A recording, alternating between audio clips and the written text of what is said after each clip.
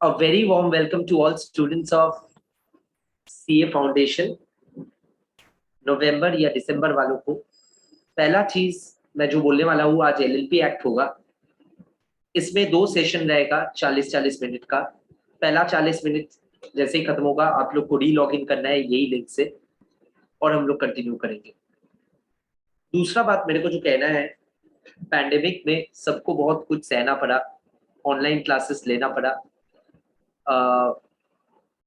Home viewing classes या recorded classes देखना पड़ा हर सब्जेक्ट का।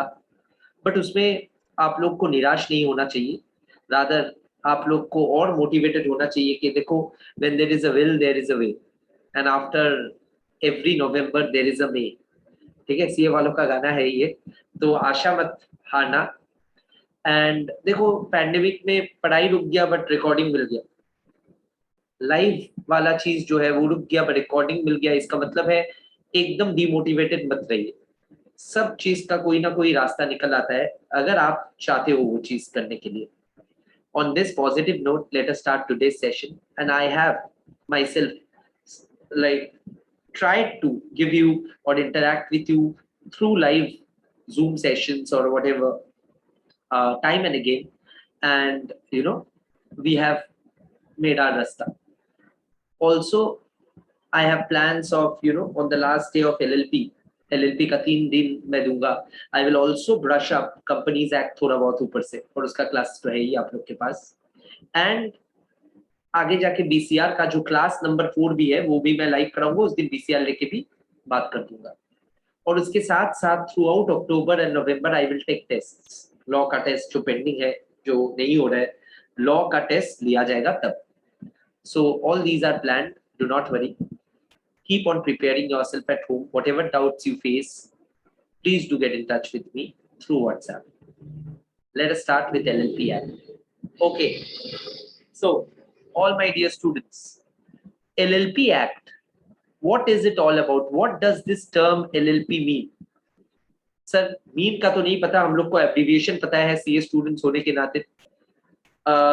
It stands for Limited Liability Partnership. Now, the word limited and partnership is also known to you generally, but partnership is not known generally to you. Partnership का जो section 4 of partnership act का definition है वो Meta class में आप लोग किए हो। एंड ऑल्सो पार्टनरशिप का वही डेफिनेशन पार्टनरशिप अकाउंट्स कराते वक्त अकाउंट्स टीचर भी आपको गाइड करते हैं। तो पार्टनरशिप का technical meaning as a CA student you guys know. What you don't know is this term limited liability, that also some of you have an idea, fair idea beforehand only. Liability is nothing but a present obligation due to past events, if you go by the bookish definition. Accounts में liability वही है, whatever is our payable, whatever is your obligation, whatever is presently your obligation, that's why we write all the liabilities on the balance sheet as on the closing date of the year.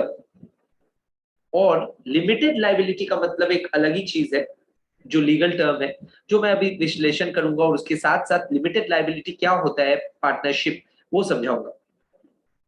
चलिए बात करते हैं forms of businesses का, यानी कि business करने का क्या क्या रूप हो सकता है, क्या क्या रूप में हम लोग बिजनेस कर पाते हैं। सोचिए, दिमाग को हल्का करके एकदम नरेट कर रहा हूं। हम लोग बिजनेस कर सकते हैं in proprietorship mode. Sir, what is proprietorship? मैं खुद, मेरा खुद का बिजनेस खुद हैंडल कर रहा हूं, कोई लीगल फॉर्मेट मैं चूज नहीं किया, एक ट्रेड लाइसेंस लिया लोकल अथॉरिटी से और बिजनेस चालू कर दिया एक जगह से, as a proprietor, as a sole owner, वो फॉर्मेट को बोला जाता है सोल प्रोप्राइटरशिप बिजनेस। इसका कोई कानून, कोई स्पेसिफिक गवर्निंग लॉ नहीं है। जो भी चीज का लॉ को लेके मैं इन्वॉल्व कर रहा हूं, मेरा बिजनेस ट्रांजैक्शंस, वो लॉ अट्रैक्ट हो जाएगा। टैक्स देना पड़ेगा, हाँ, एज एन इंडिविजुअल मेरे को टैक्स पे करना पड़ेगा। Sole proprietorship business and the proprietor are legally the same. So business का liability is the proprietor's liability and the proprietor's liability is unlimited. So as a owner, of a sole proprietorship firm, मेरा liability unlimited है। Sir इसका मतलब business ने कर्जा लिया 10 lakh, business का नाम से मैंने प्रोप्राइटर होके कर्जा लिया बैंक से 10 लाख, कोलैटरल छोड़ के बैंक मेरे को लोन नहीं देगा। कोलैटरल क्या होता है सर? सिक्योरिटी। तो बैंक ने लोन दिया, कल अगर बिजनेस लॉस में चला गया और बिजनेस के पास बिजनेस एसेट्स बेच के पैसा हो रहा है 6 लाख, ये 6 लाख से 10 लाख का लोन मिटेगा नहीं। तो 6 लाख रुपया दे के मैं 10 लाख का 60% तो पे ऑफ कर दूंगा, बट जो बाकी 4 लाख रहेगा वो कहां से आएगा? बिजनेस का पास तो है नहीं, तो वो प्रोप्राइटर होने के नाते मेरे को चुकाना पड़ेगा मेरा पर्सनल एसेट से, क्योंकि बैंक बोलेगा कि आपका लायबिलिटी सीमित नहीं है, आपका लिमिटेड लायबिलिटी नहीं है बिजनेस में, कानून भी वही बोल रहे हैं, आपका लायबिलिटी अनलिमिटेड है। तो that is the funda of unlimited liability. Similarly, in partnership also, when I am a partner of a partnership firm, the partnership firm and the partners are not legally separate, they are one and the same, and the partners of the firm are mutually, their liabilities are mutual as well as several, that is joint and several. Rather, joint and several का मतलब they are jointly liable for all the acts of the firm unlimited, and अगर कोई एक partner insolvent हो जाता है, उसका पैसा नहीं है, दिवाला हो जाता है, तो the other solvent partners will be severally, अलग अलग से liable. That is the funda of partnership, but unlimited feature of liability is still there. Sir what is LLP and how is it different from proprietorship and partnership? LLP is a partnership only, but here the liability of the partners will be limited to their exposure in the capital. Sir ये language को थोड़ा धीरे से बोलिए, ये सब तो accounts वगैरह में ऐसे लैंग्वेज तो नहीं सुना। हाँ अभी सुनना पड़ेगा बेटा, सीए बनना है, प्रोफेशनल बनना है, तो ये सब चीज कोई समझ के सुन के मैच्योरिटी के साथ रिफ्लेक्ट करना है, then only you will be a CA worth being a CA. Okay, yeah level up. Now, sir, what did you say? I said, I will repeat and then explain in Hindi. I am repeating, I said in a LLP, the exposure का मतलब होता है limit. The exposure or the extent of liability of the partners will be limited to their investment in the LLP. यानी कि मैं partner हूं और mister x भी पार्टनर है, mister x and me, we have contributed let's say 50 lakh each in the partnership of LLP and in the business in the form of LLP, and अगर अब LLP loan लेता है, in the name of LLP अगर हम लोग bank से loan लेते हैं, LLP का एसेट्स को कोलैटरल रख के लोन लिया गया है, ये LLP अगर लोन चुकाने में नाकामयाब रहा तो फिर यहाँ पे वो 10 लाख का लोन के खिलाफ अगर 6 लाख एलएलपी का एसेट्स बेच के आ रहा है, तो बैंक को 6 लाख लेके ही खुश रहना पड़ेगा। बैंक ये नहीं बोल पाएगा मिस्टर दास आपका पर्सनल एसेट से और 4 लाख दीजिए, बैंक का अधिकार नहीं।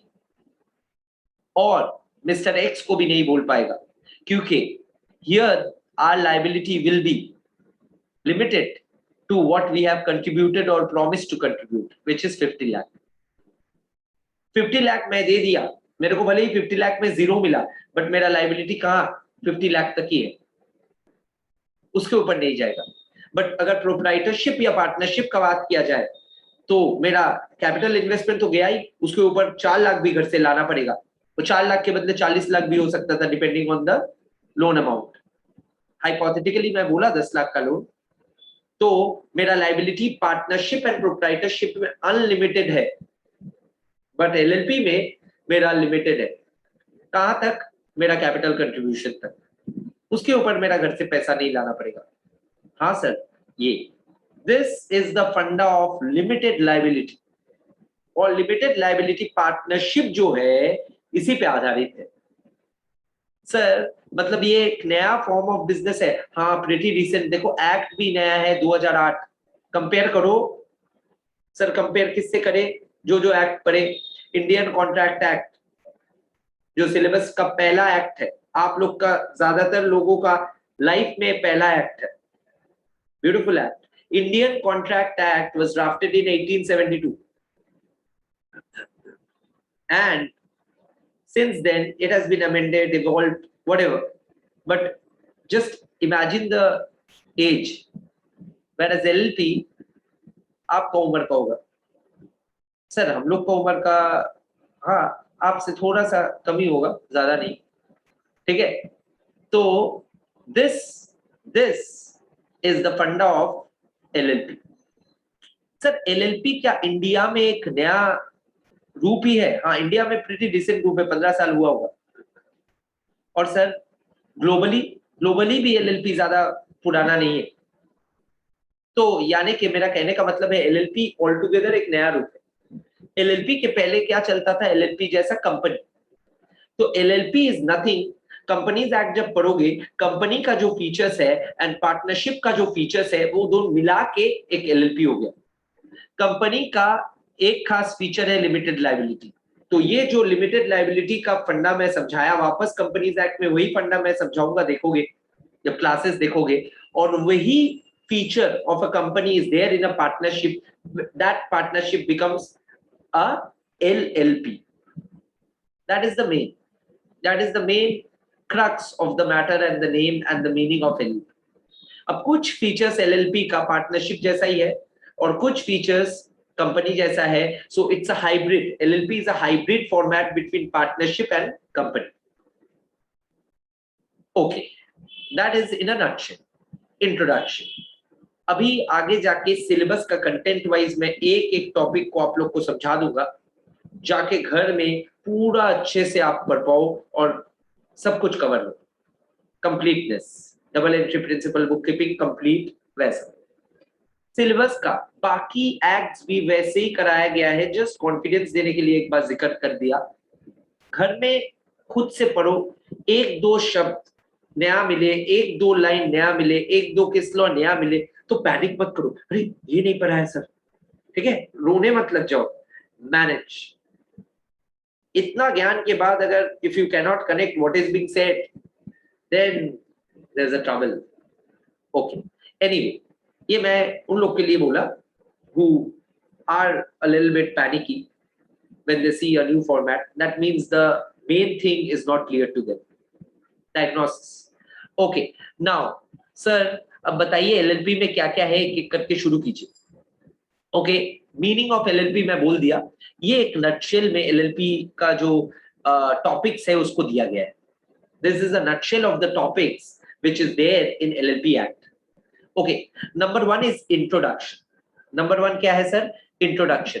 जस्ट हेड्स अप, 10 मिनट में ये सेशन जैसे ही एंड होगा प्लीज रीलॉग, 10 मिनट है, ठीक है? Okay, sir, this is a nutshell of the topics which are there covered in LLP. Sir, आज ही कंप्लीट होगा नहीं? I'm not in a hurry. मैं slowly पढ़ाऊंगा टाइम लेके, इसलिए तो और 2 दिन है, फ्राइडे को भी है एंड फिर नेक्स्ट मंडे या नेक्स्ट वेडनेसडे एक क्लास होगा, ठीक है? एंड नेक्स्ट वीक एंड तक अपने सारा ही कर लेंगे, LLP का फाइनल क्लास एंड BCR का final class. Okay sir. Sir LLP में फिर बताइए क्या क्या आप बोल रहे थे? इंट्रोडक्शन मैं करा दिया, अभी इनकॉर्पोरेशन लेके बात होगा, फिर पार्टनरशिप एंड देयर रिलेशंस लेके बात होगा, एंड फिर फाइनेंशियल डिस्क्लोजर्स है, फिर वाइंडिंग अप एंड डिसोल्यूशन कैसे होगा LLP का बंद, एंड फिर difference from other forms of organisation, जो भी आप लोग को थोड़ा बहुत पता है। तो बेसिकली आप लोग को समझाना पड़ेगा इनकॉर्पोरेशन से लेके खत्म होने का। वाइंडिंग अप एंड डिसोल्यूशन का मतलब है डेथ सर्टिफिकेट बंद हो जाएगा, मर जाएगा LLP, लीगली क्रिएट हो रहा है तो लीगली ये प्रोसीजर है, और इनकॉर्पोरेशन मतलब legal creation of the LLP। These are the end to end which we are going to discuss with focus. Introduction तो खैर हो ही गया, and differences with other forms of organization भी in a way हो गया, हल्का है। और जैसे ही बीच का करेंगे तो लास्ट में जाके डिफरेंसेस देखेंगे, आप लोग मेरे को डिफरेंसेस ना पढ़ के बता पाओगे, ठीक है? ऐसा कॉन्फिडेंस हो जाएगा। चलिए आते हैं welcome to the world of law. Now, let us see what we have next. Okay. थोड़ा सा ट्रिविया मैं बता रहा हूं. ये 2007 में जनवरी में, as early as January it was notified. कहां पे नोटिफिकेशन का बात होता है, मिनिस्ट्री कहां पे नोटिफाई करता है? बहुत लोग मन में बोल रहे होंगे official gazette. Yes, and parliament ने इसको पास किया दिसंबर 2008 में. सर पार्लियामेंट में इतना देरी क्यों लगा दिया? यही है बेटा, पार्लियामेंट में जाओगे तो पता चलेगा, या देखोगे कार्रवाई तो पता चलेगा. रुक जाता है, हर काम रुक जाता है. ठीक है, क्योंकि डेमोक्रेसी में वैसे ही एक्ट करना चाहिए और वैसे ही एक्ट करता भी है. हर चीज रुक जाता है.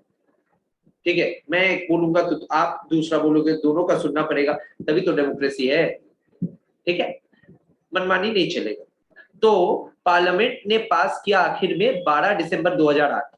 ये सब भी समझो, तब जाके आप ब्रॉडर पिक्चर देख पाओगे, एज अ सीए इकोनॉमी को सोच पाओगे.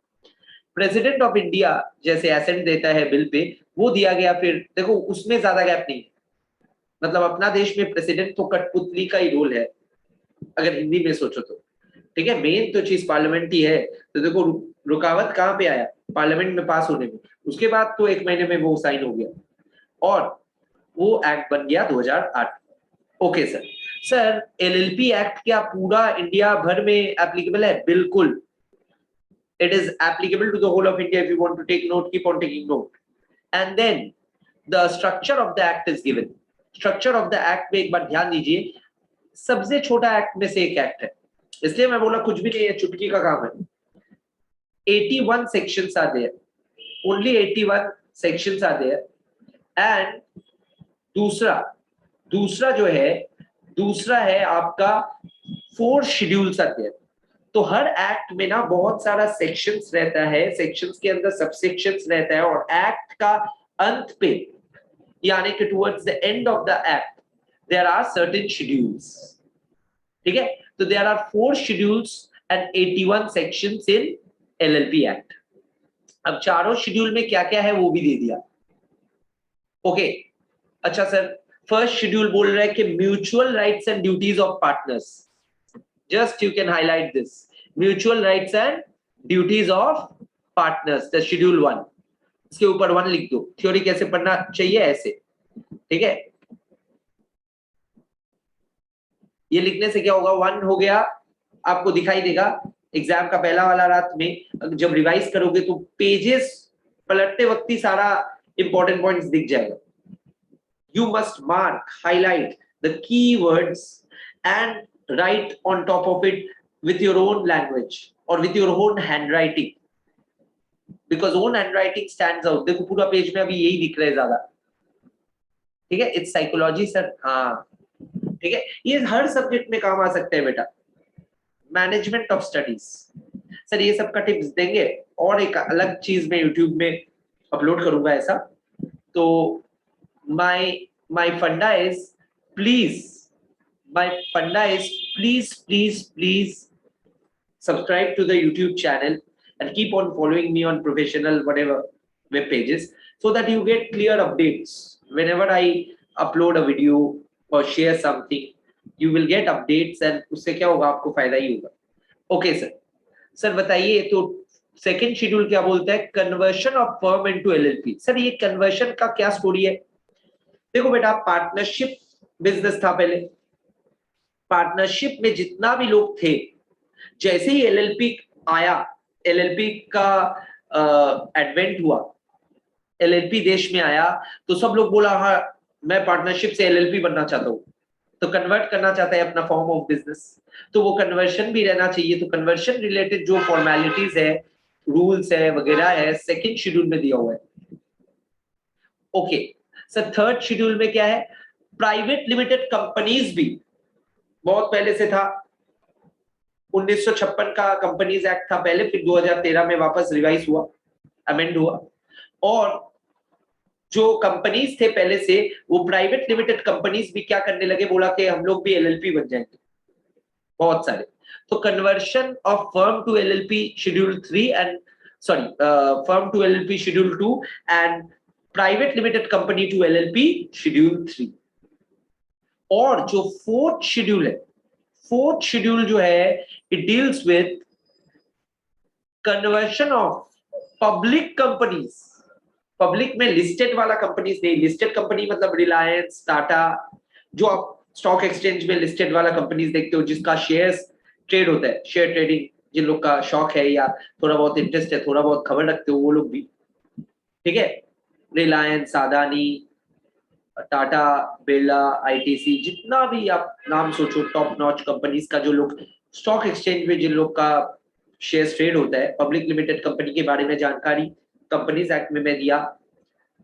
तो वो अनलिस्टेड पब्लिक कंपनीज जो लिस्टेड नहीं है वो लोग भी कुछ एलएलपी में कन्वर्ट होने लगे। तो basically schedule in short 2, 3 and 4, in schedule 2, 3 and 4 we are talking about conversion of LLP, sorry, other forms of business into LLP, ठीक है, namely partnership, private company and unlisted public company। तो sir ये तो दिमाग में आ गया अभी तक जो जो बोले, हाँ पढ़ाई ऐसे होना चाहिए। अभी तक क्या क्या बोला?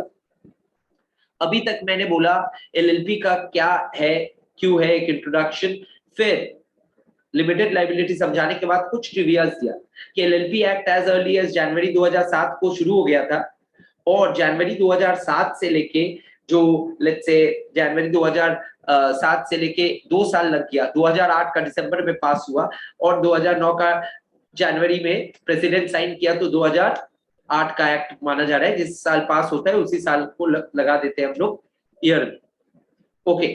और उससे लेके आज 13 साल हो गया, देश में है, नया एक्ट में से एक है बिल्कुल। और जो एलएलपी एक्ट है छोटा सा एक्ट है, applicable to the whole of India है। एलएलपी एक्ट में 81 सेक्शंस है ओनली एंड 4 शेड्यूल्स है। 4 शेड्यूल्स क्या क्या लेके बात करते हैं वो हम लोग डिस्कस किए। सर हर एक्ट का जो आप बोले थे गवर्नमेंट का 3 विंग्स है, याद है? पहला class of law, there are 3 wings of government. The what sir, I cannot, we cannot speak, mute में हूं, कोई बोल पाओगे? What are the 3 wings of the government? I want to make this class interactive, जो कि मजा आए। तो बोलना चाहते हो तो हाथ उठाओ, मैं उसको मौका दूंगा। Which are the 3 wings of the government? Sir पहले मौका देने के लिए अनम्यूट कीजिए, अनम्यूट करूंगा तुम लोग हाथ उठा सकते हो। कि स्निग्धा सिंह ने हाथ उठाया, स्निग्धा को मैं अनम्यूट कर रहा हूँ, जो हाथ उठाएगा उसको स्पेसिफिकली अनम्यूट करूंगा, ठीक है। अंशिता भी हाथ उठाई, अंशिता को लेटर चांस दूंगा, पहले Snigdha, first in first out. Sir first is legislative wing and second executive या administrative wing और third is judicial wing। बिल्कुल सही, बिल्कुल सही। स्निग्धा का आंसर लेके मैं ऑन दी अदर साइड आप लोग से डिस्कस करूंगा। लेस देन 1 मिनट है, तो time has come for you to quickly relog in.